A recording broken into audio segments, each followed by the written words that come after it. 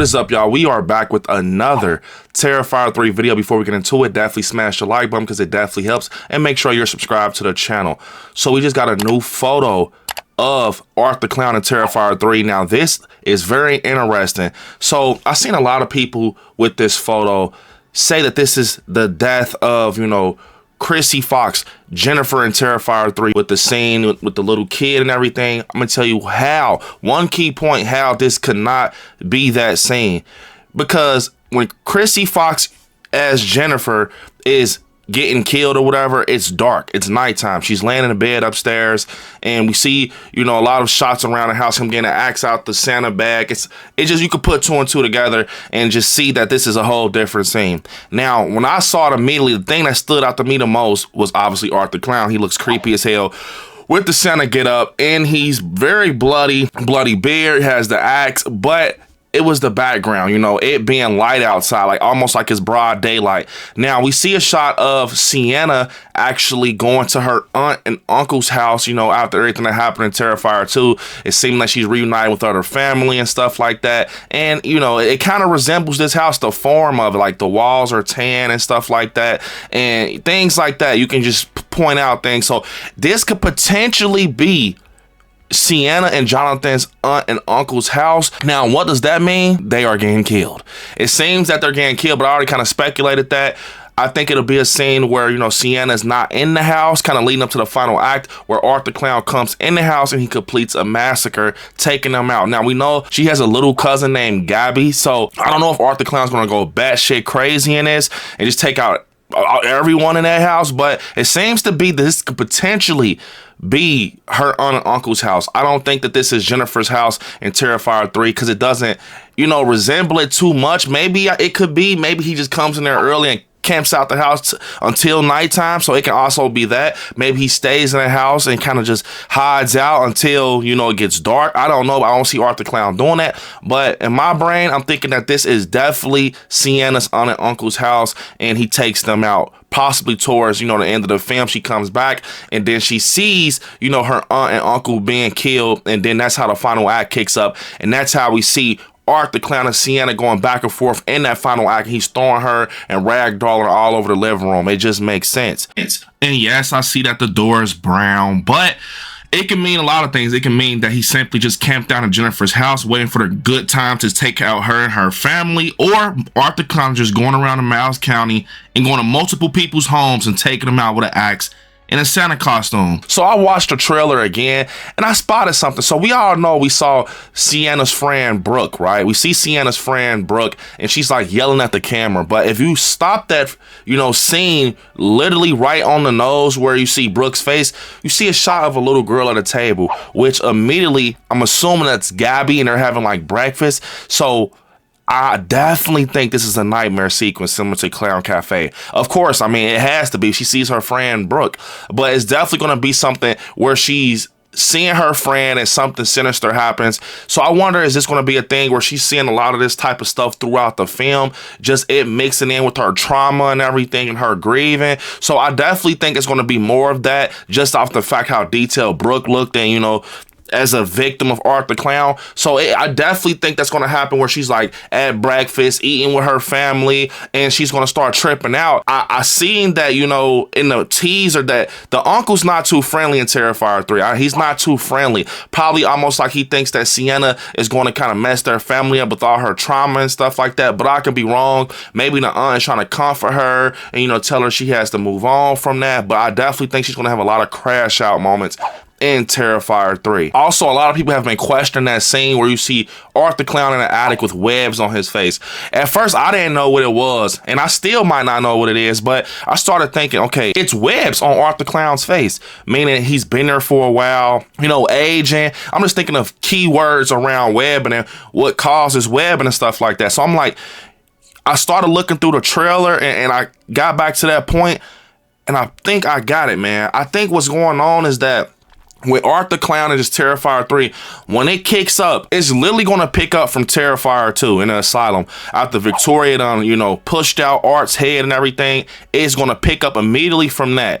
And then it kind of shoots over to the cop and he sees the corpse of Art the Clown and everything, and Art the Clown does what he does to the cop, the Miles County cop, and then he goes back to the asylum, retrieves his head, gets on the train with Victoria, and then from there, he ends up going into an attic. He has to sit for a while. He sits for a while, obviously, to possibly heal and make everything right again, it seems to be, but Damien already confirmed that it's going to kick off that way, you know, with the asylum and just like right from Terrifier 2 and things like that. So I just now understand what's going on. So that scene is going to happen with him getting his head. So that's going to be the first, like, pretty much act. Him getting his head and returning to this attic, and it's like webs on his face because he's waited a long time. He's healed. He's back to, you know, fresh, new art, 100%. And then we get a time jump, jumping into Sienna, Jonathan, and catching up with them. That's the only way I think that can work, right? I think that we're not going to get that time jump soon as the movie kicks up. No, it's going to actually be something where they show Art the Clown getting his head back, or he can give us a flashback. I don't see him giving us a flashback. I just see him actually just kicking it up from there and then throwing that time jump in there, that 5-year time jump. But he can give us a flashback showing us how Art retrieved his head and stuff like that. But yes, it makes sense now. So they're going to kick it up with that. Art gets his head. They go on the subway train with Victoria. And then after that, obviously, he's going to get into that attic, and maybe that attic is in the guy's house that has the green vest on, or maybe the guy with the green vest, obviously, Art the Clown takes his work truck, so he's doing some work on the house or something like that. And then when it's a demolition actually company he works for, so maybe he's going to demolish the house. Maybe wherever Art stand is an abandoned house. Maybe it's an abandoned house that, you know, Sienna stayed in Miles County. Maybe it's their old house he goes back to or something like that.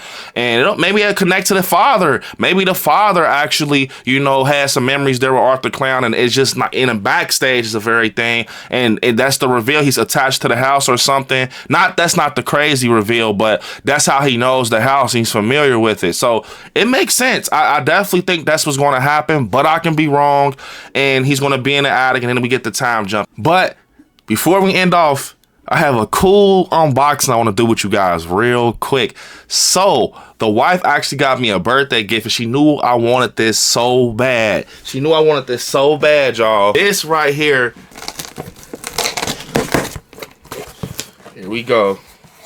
Oh my God, can you see him peeking through? That is a creepy shot. Look, it looks like I have Art the Clown head in their box.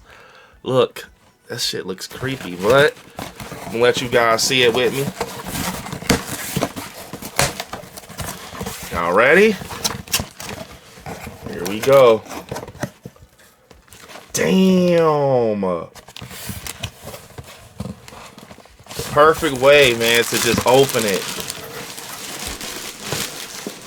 So the wife actually got me the Terrifier 3 mask from Tinsley Transfers, and from my knowledge, this was actually used from the mold of Art the Clown. I'm gonna say it right out the gate. This right here is way better than Trick or Treat Studios' mask.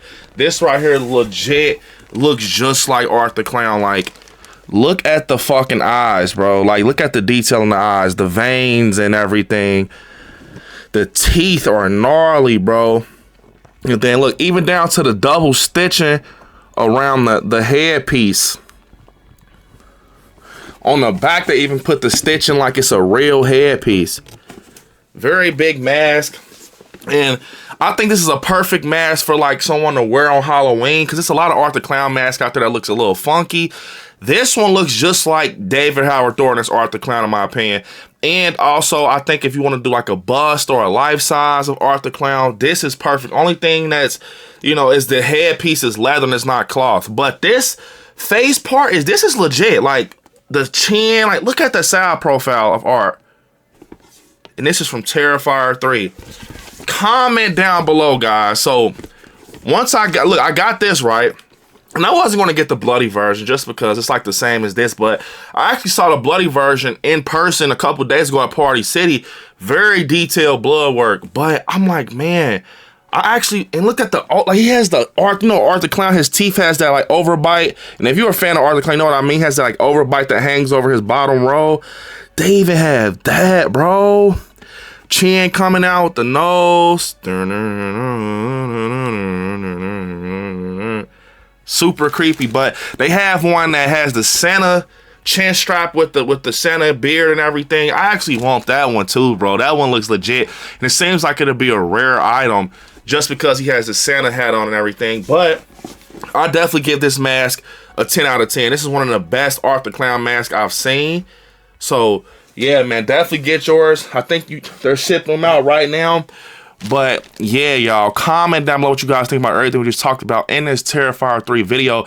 Did you get those new popcorn buckets from Cinemark? I know a lot of you guys wanted those. They're out right now in theaters, the new popcorn buckets with the pictures of Arthur Clown on them.